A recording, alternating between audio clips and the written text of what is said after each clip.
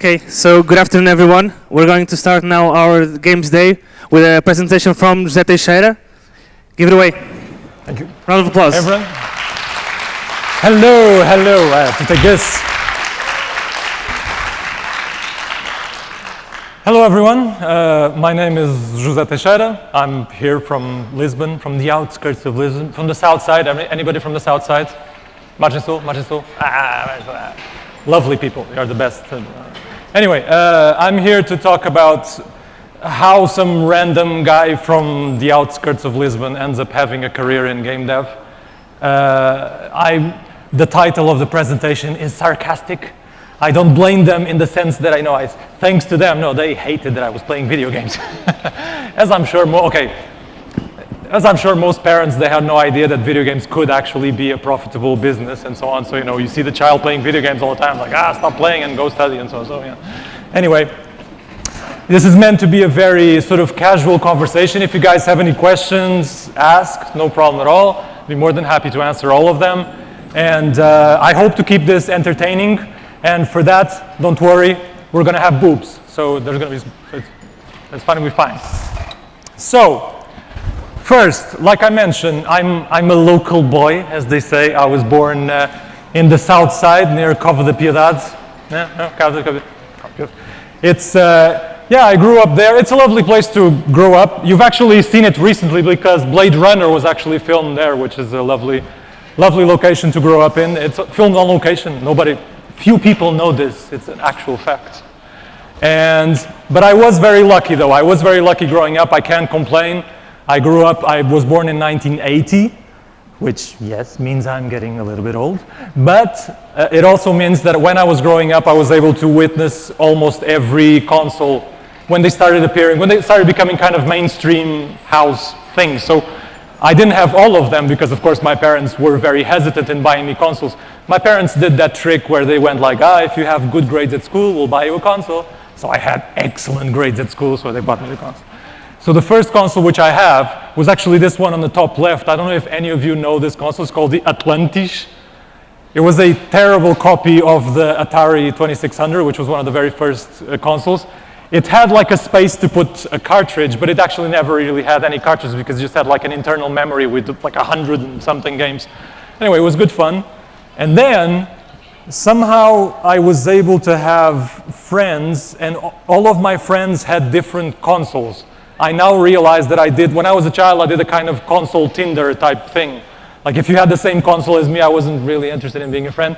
But if you have another console, which I don't have, I'm going to be your best friend. I'm going to go to your house, I'm going to go to my house, I'm going to play different consoles. The advantage of this is that I got to play with a lot of great consoles, a lot of different consoles, actually almost all of them, including some stuff which now I realize was super rare back then. Very few people bought, like this one in the middle here. It's called the Panasonic 3DO, which sold super little numbers. But anyway, I was very lucky.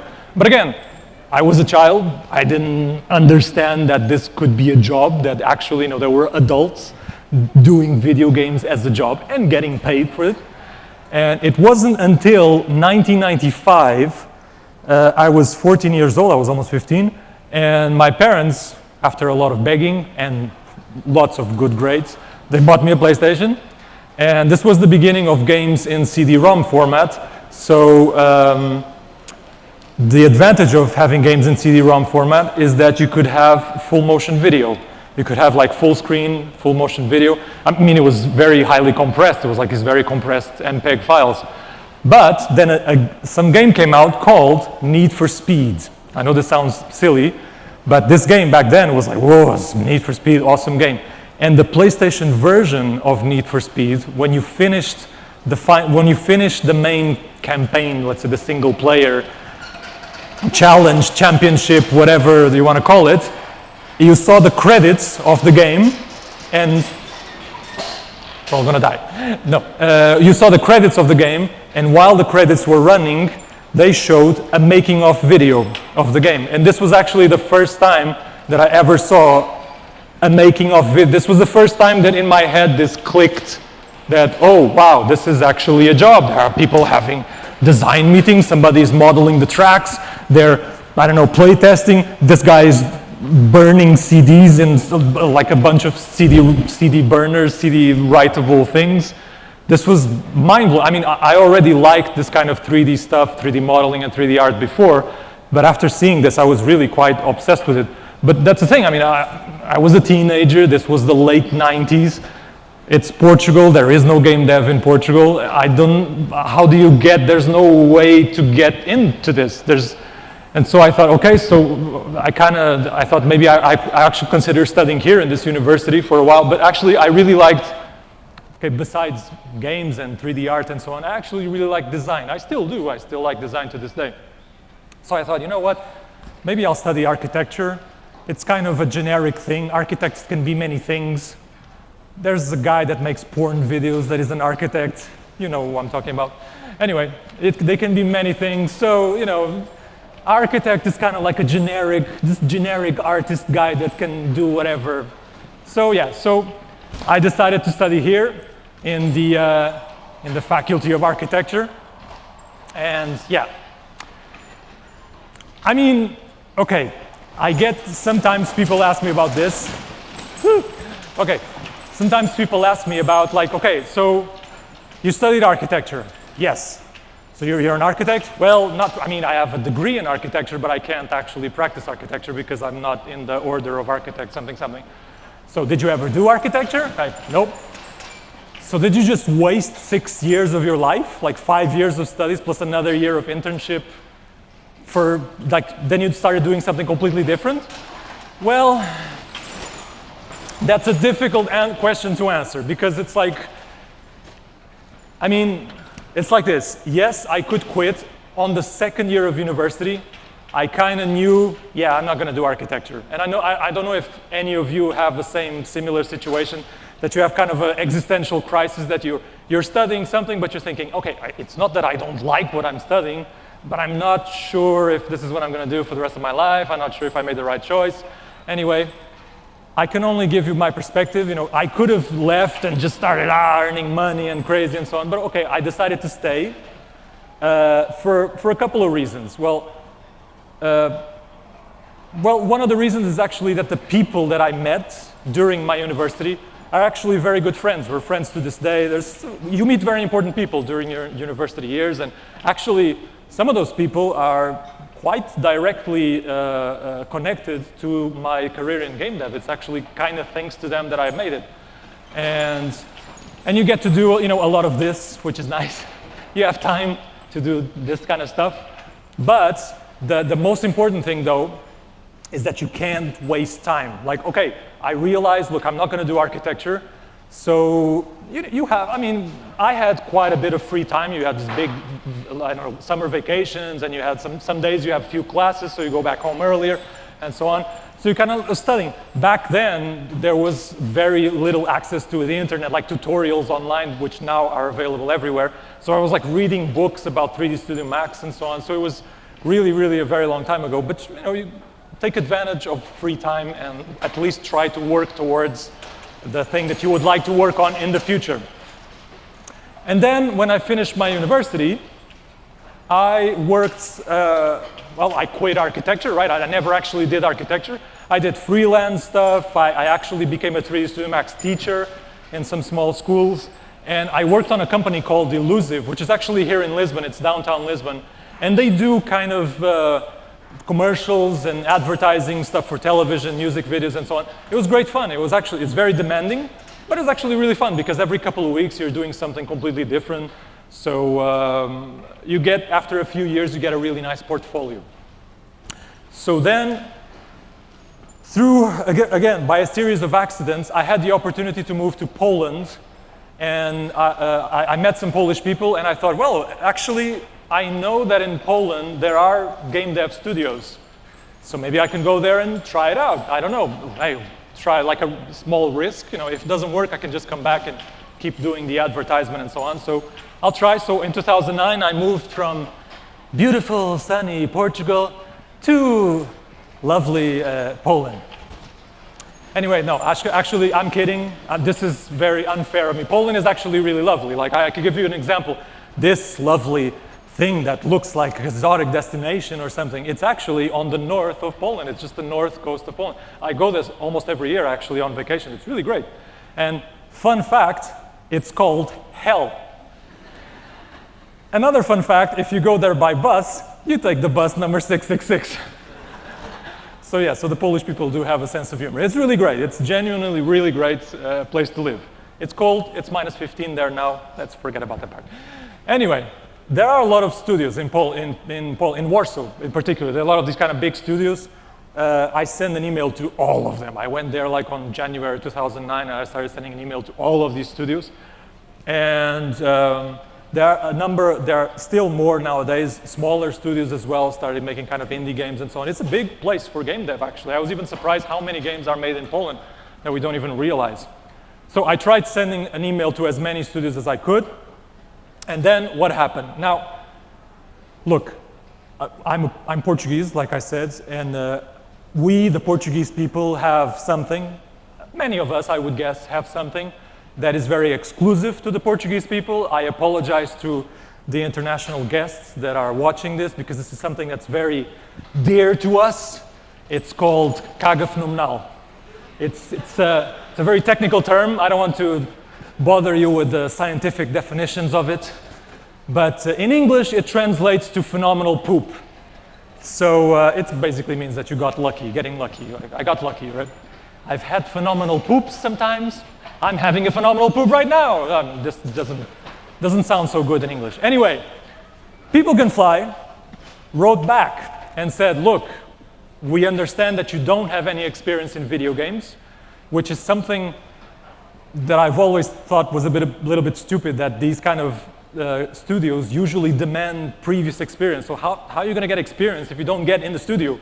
And then you can't get in the studio because you don't get any experience. Anyway, they got back and they said, okay, we saw your portfolio and we can see that you don't have experience, but you got an eye for things, so we'll try it. And it was great because at that time they had a partnership with Epic Games, which made Gears of War and Unreal. It was awesome. And actually, People Can Fly had made a game recently called Painkiller, which is a very cool first-person shooter.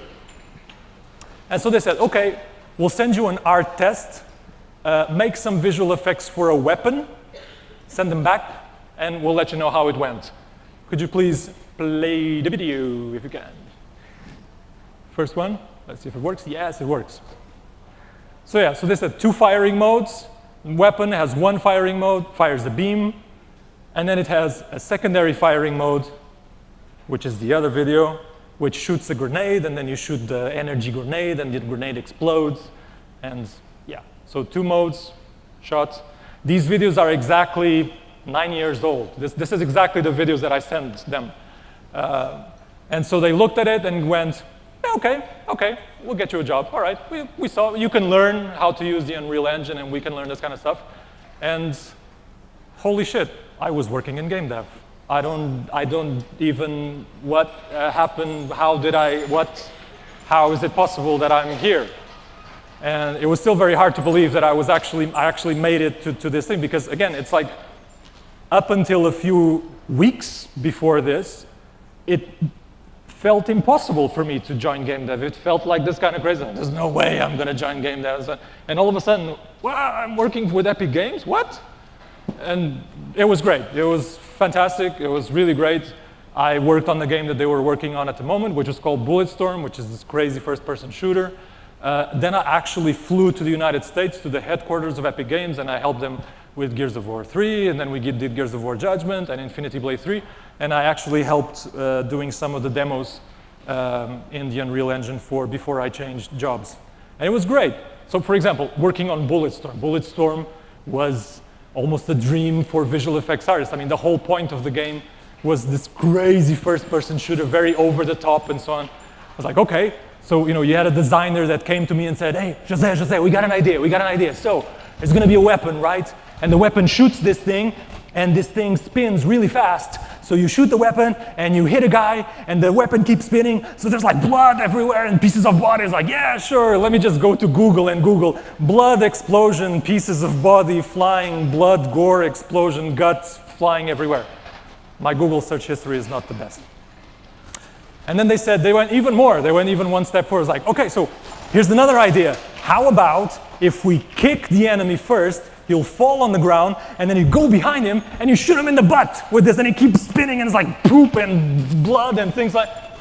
Sure, again, let me go on Google and search for anal poop blood explosion.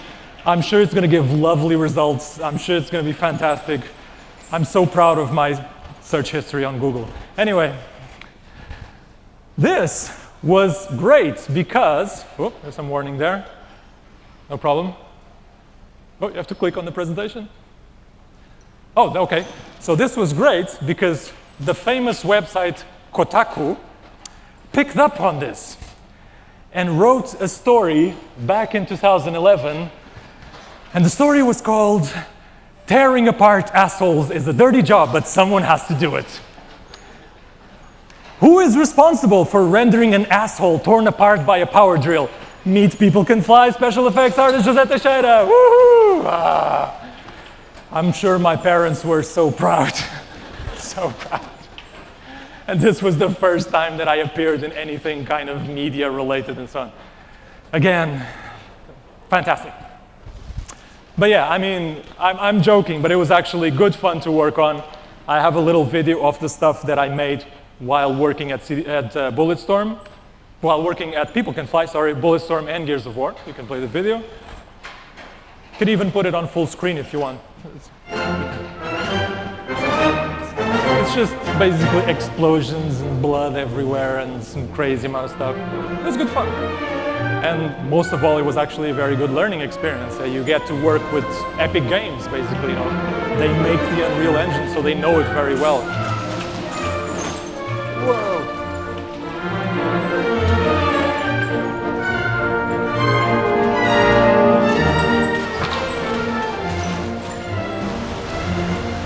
Very appropriate part. This is what's happening outside, probably.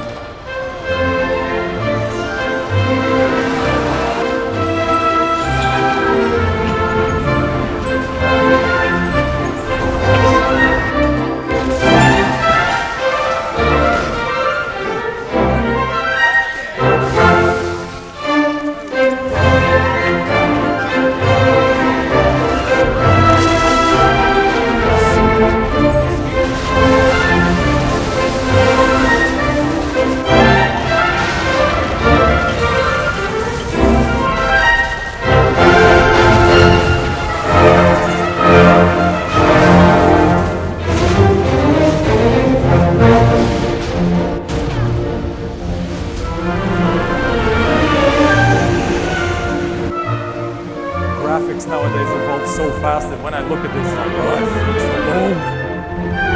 But at the time, it looked great. It's like 5 years ago, 6 years ago. Hey,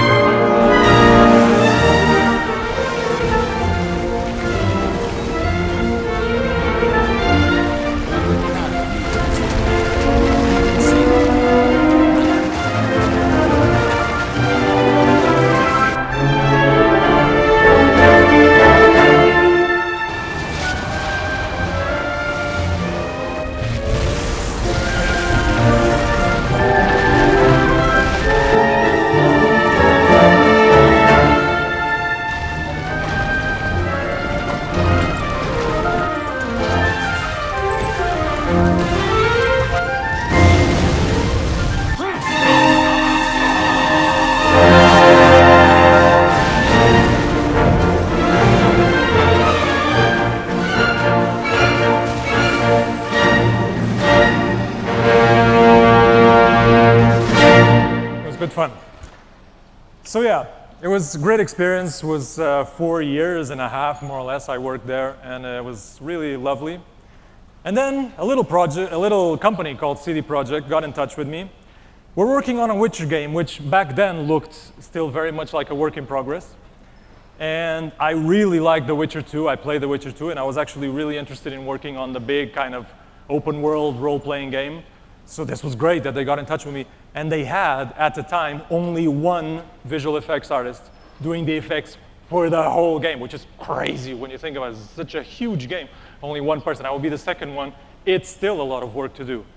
And I said yes. It was absolutely a phenomenal experience. And then, so then in mid-2014, more or less, it finally happened. A cinematic artist came to me and said, José, we're going to have a love scene. The main character is going to make love to his adorable girlfriend called Jennifer. And they're going to make love on a unicorn. Sure, as everybody does, yeah, of course. And she is very impatient, so we would like for her to click her fingers and her bra would disappear. Can you make a visual effect for the bra to disappear?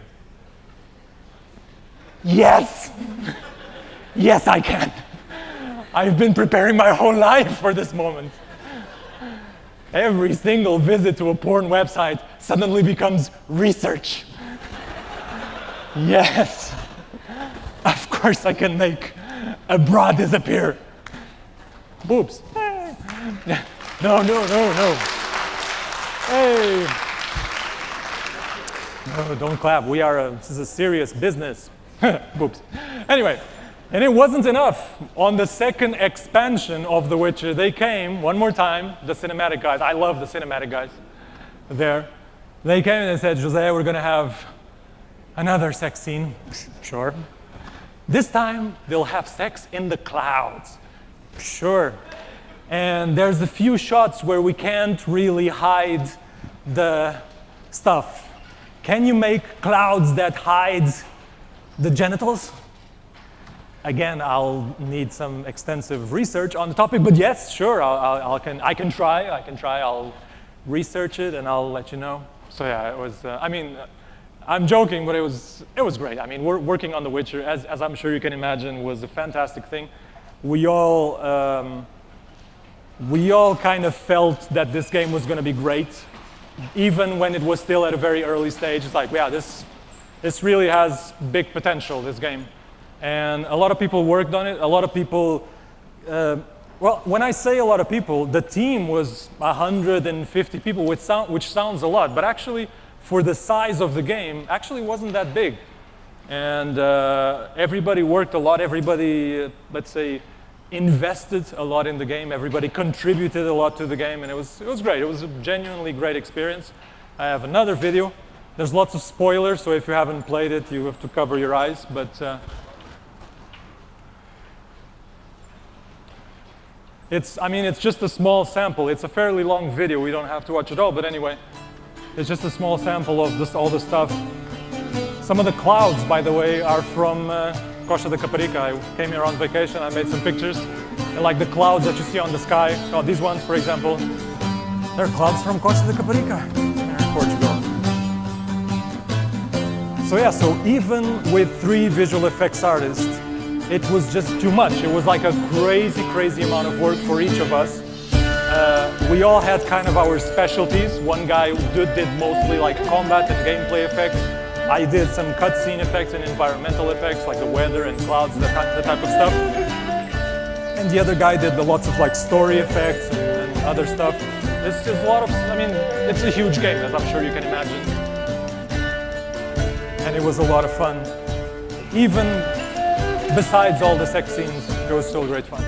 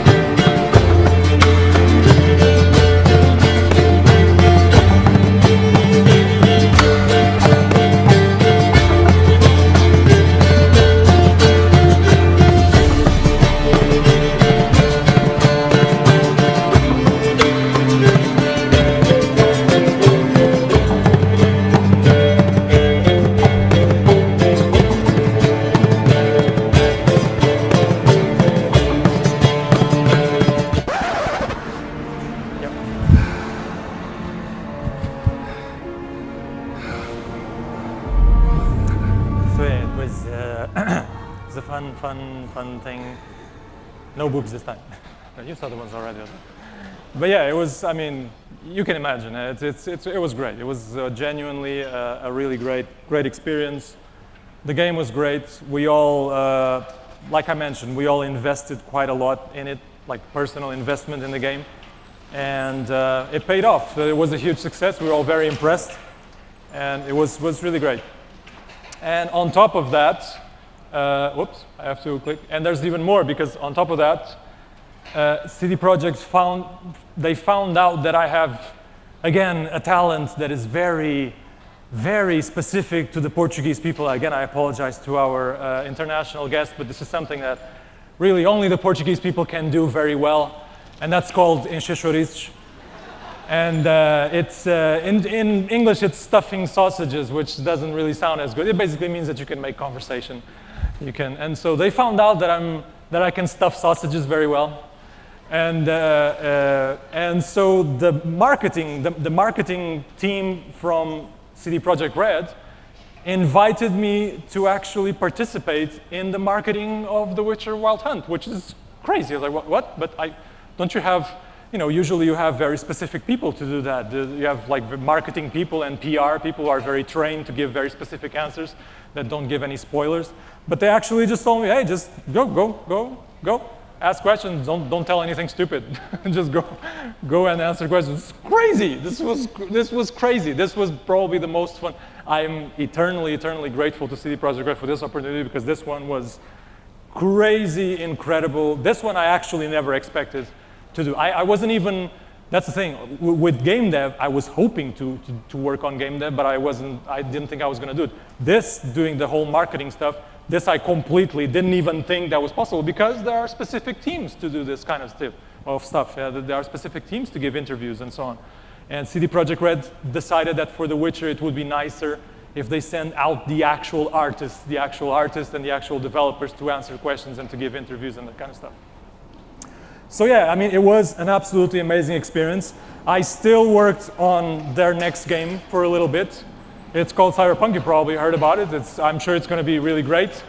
But yeah, it's a work in progress, so I can't talk about it. It's terrible. But anyway, I then changed jobs. CD Projekt, after The Witcher Wild Hunt, CD Projekt Red grew dramatically. And so, for example, remember when I said when I was hired, I was the second visual effects artist. Now there are 6 of them. So, and meanwhile, I got contacted by another studio called Techland. They're very popular for doing an open world zombie game called Dying Light, but they're actually working on something new. And they needed their first visual effects artist. They really desperately needed the first visual effects artist. And I saw that, I really like CD Projekt Red, don't get me wrong, I'm super happy there, but I thought, okay, this team, the visual effects team at CD Projekt is okay, it's big, they're okay now. And these guys were like, please, you'll be the only one. And I got, okay, all right, I'll take it. And I accepted the job there. And again, we're working on something. David, I can't talk about it. It's terrible. Game dev guys are the worst people to have conversations with, because they can only talk about the past. You cannot talk about the present, and you absolutely cannot talk about the future. You can only talk about the things that have happened before. But anyway, it's nice. I'm very excited about it, and it should be fun, and it should be fun to work on. Now, okay, again, phenomenal poop, all of this.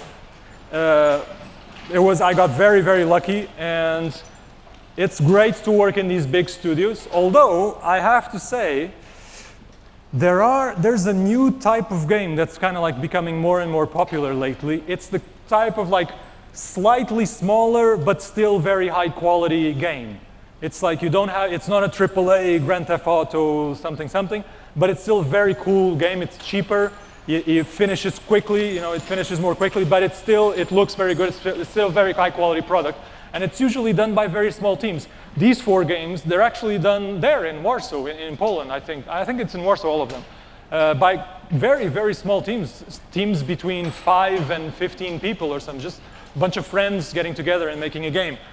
And I have to say I'm very tempted to one day try to do something like this because it sounds very cool. I mean, it's very nice to work on these big teams and these big games. It's a great learning experience, and I highly, incredibly recommend that if any of you end up working in game dev, that you get a job in a big company like Rockstar or Ubisoft or something, because it's really good to at least once a couple of years work on these huge games. You're going to learn a lot about this.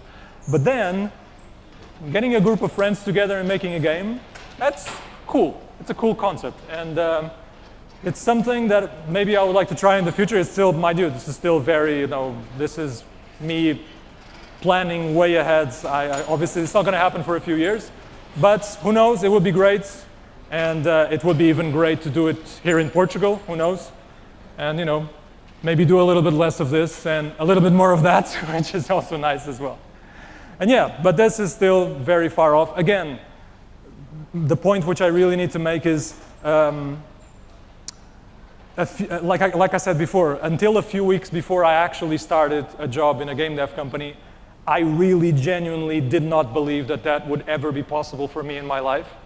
But yeah, sometimes you got to take a risk and try it.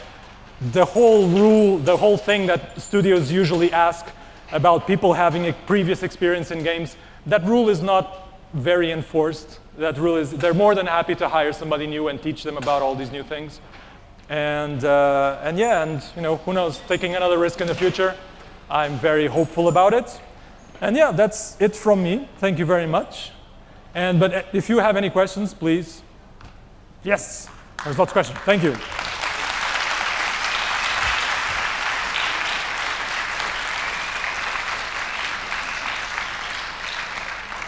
There's the microphone. Do we have microphones for questions? Oh, there it is. Yes. So, hey, thank you. Hey. So, do you still live in Poland? I still live in Poland, yes. So if I had finished my master's, and would you advise me to move to Poland and try and send curriculums to every game dev company? Yeah. And if so, do you have a place to stay? I have a 1-year-old baby and he doesn't sleep at night, so it's a bad place to sleep. I'm a very good babysitter. I highly recommend it. It's really, Poland is a really nice place to live. There's a lot of studios you can send an email to, a contact, and yeah, there's a very good chance of getting a job there. There's in game dev, is that sorry? In game dev, a job. Yeah. I had a follow-up question. Was it? Do you consider it to be? So you had more chances because you were a VFX artist than if I were, to say, a programmer? No, programmers. It's the same? No, programmers are great. This is actually, I'm glad you said this. Okay. This is one thing that I completely regret not doing when I was younger, is to learn how to program. Programmers are paid like crazy. They earn so much money. Really, especially if you become a specialty programmer, a graphics programmer, a physics programmer, an AI programmer. You get paid so much money. It's crazy. You are made of gold to a game dev company. Okay, so thank you for coming, and I'll see you very, very soon. Okay, next question. It's good, actually. Programming is good. I'm really great. I tried learning a little bit because now recently they changed something with the engine. At CD Projekt, actually, they changed something with the engine. They made a brand new engine for Cyberpunk. And one of the things that they made is that we had to write our own shaders in HLSL. So difficult. But I learned a little bit, so I know a little bit of floats and arrays and stuff. But still, I really regret not learning more about it when I was younger. Now it all looks like Chinese to me, but still, that's okay. Yep, yes. Hey. Hi. Wait. Hola. So, I don't know if you know this, but why does in Poland exist so many studios? What is created there that can create so much studios? Okay, I used to say this as a joke, but the more time goes by, the more I believe this joke might actually be the truth, because people ask me like, so, you're Portuguese? I guess I'm Portuguese. So why are there not more studios in Portugal? It sounds like a perfect place. It was nice weather, and you can like have a nice company there, do games there, and so on.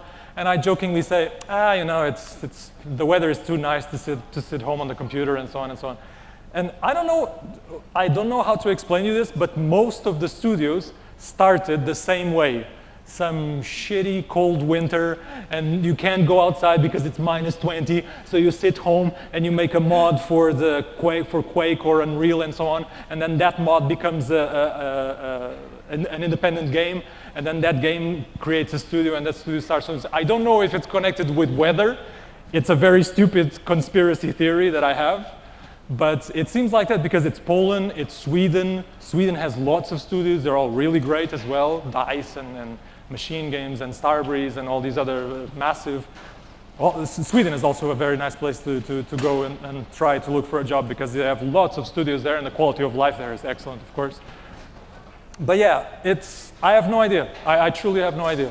I would suspect that it's something as silly as that simply didn't happen.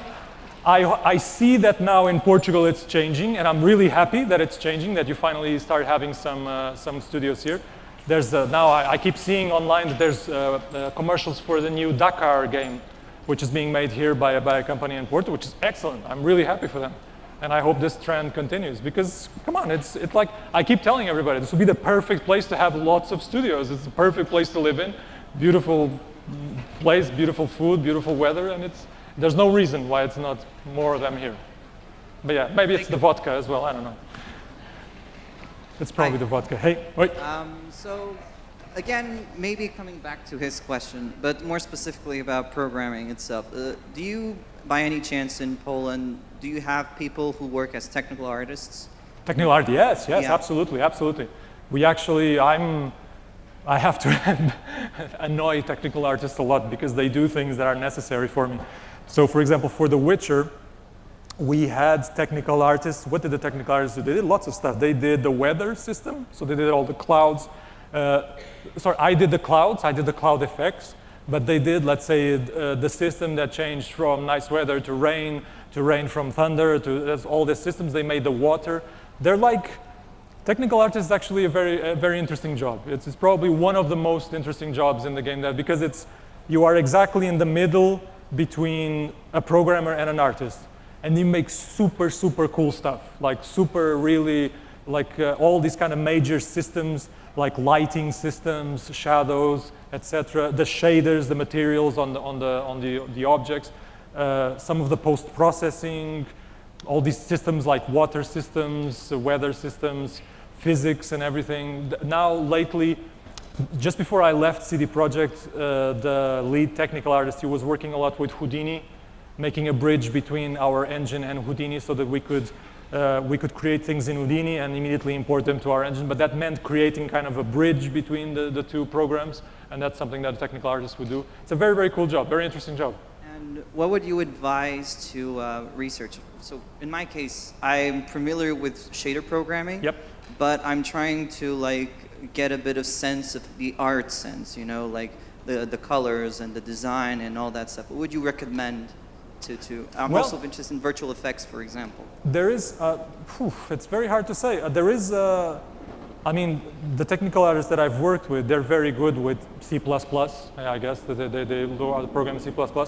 And some of the guys that I knew, I met once a guy, actually no, wait, I met the other one. Never mind. I met a guy that worked in Naughty Dog, the guys who make Uncharted, and one of their VFX artists, actually doesn't work there anymore, their VFX artist, he's super into technical stuff. His name is Matt Radford, something like that.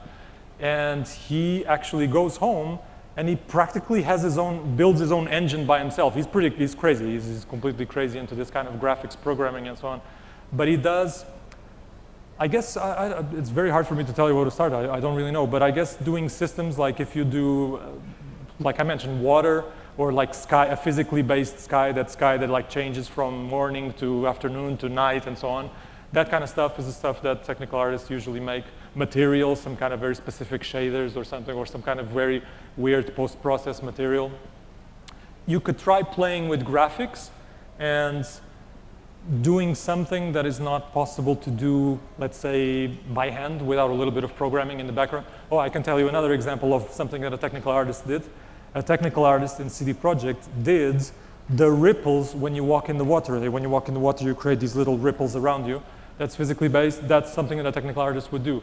So it's this kind of stuff that, you know, these little type of effects that you can't really do, an effects artist wouldn't be able to do by hand. I need a programmer for that help, and that's probably what a technical artist would do. Thank you. Next question.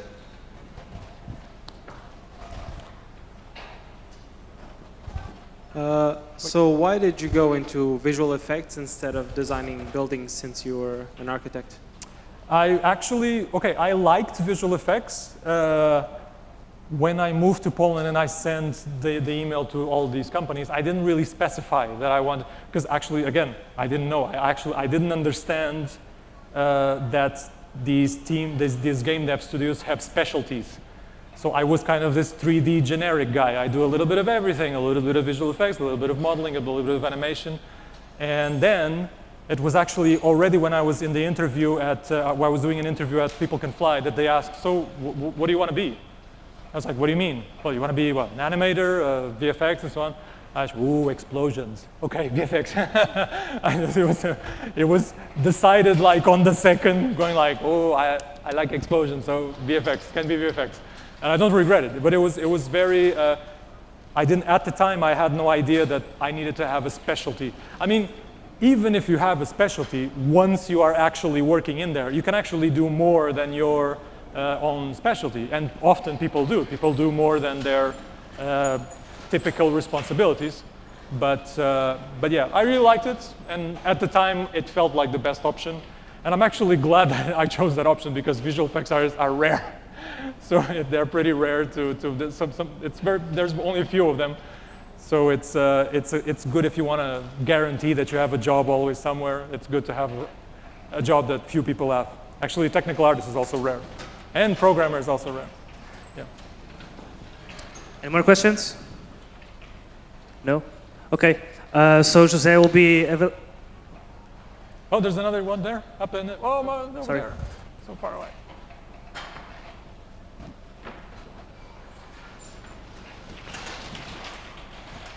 Hey, Whoa.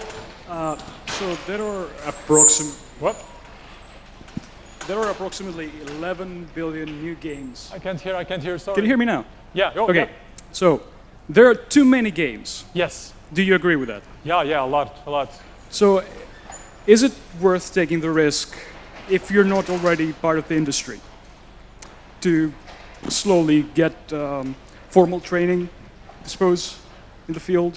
It's tricky, but I do agree that, okay, there's a lot of, you can answer that in many ways. Yes, there are a lot of games, but the worst part, and this is something that it's even painful for me to watch, is that there's a lot of really low quality games.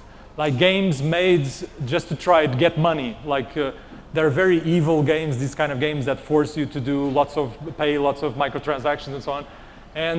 But this type of game, this one which I mentioned, probably one of the best examples lately that has been documented was this game Hellblade by the studio that made I have a blank spot. Yes, yeah, they made Devil May Cry and Heavenly Sword for the PS3, Ninja Theory. They documented the whole process really well. It was 20 people, I think, made the whole game. It looks amazing. It is actually a very good game. Yeah, this one I really like. This one I think it's this is an honest group of people doing an honest game. They have to make it high quality because people have to perceive the game as being high quality. And you charge a third or a fourth of the price of a normal game. And you end up making a little, it's not this kind of Grand Theft Auto that you make enough money to buy a continent. But they actually end up making a profit and giving the team enough to do another game. And it gives the opportunity to explore. Although, I have to say, one of my favorite stories of the past, so I don't know the full story, of course, I can only judge by what happened online. Are you familiar with a game called Broforce? You know, Yes. A game called Broforce, super fun game, super quick. I love that game, it was super fun. You played it with a team and so on. So the guys that made Broforce was quite successful. They probably made a little bit of money. They all went, the whole team, went to some exotic place to brainstorm about their new game. And the new game they made was genital jousting. I don't know if you're familiar with it. It's a game where penises try to fuck each other in the ass. It's amazing. These guys are my heroes. They make a super cool game. It makes money. They go out to have a brainstorm, and they come at, what about if we just make a game about pigs? It's great. But yeah, so I love this format at least. Go ahead. Okay, a quick follow-up question. Do you feel that a person needs formal training, formal education in like visual effects or programming in order to join the industry? One more time, sorry, because I didn't hear the beginning of the question. Do you believe that the person needs formal training in order to join the industry? Not at all, and that's actually a very good point. Back when I was trying to get in, I mean, there was no real game engine available. Nowadays, it's crazy the amount of information that you have. You can actually make a whole game just out of tutorials on YouTube. It's you get Unreal or get Unity online, and you start making a game out of just watching some YouTube videos and starting building stuff.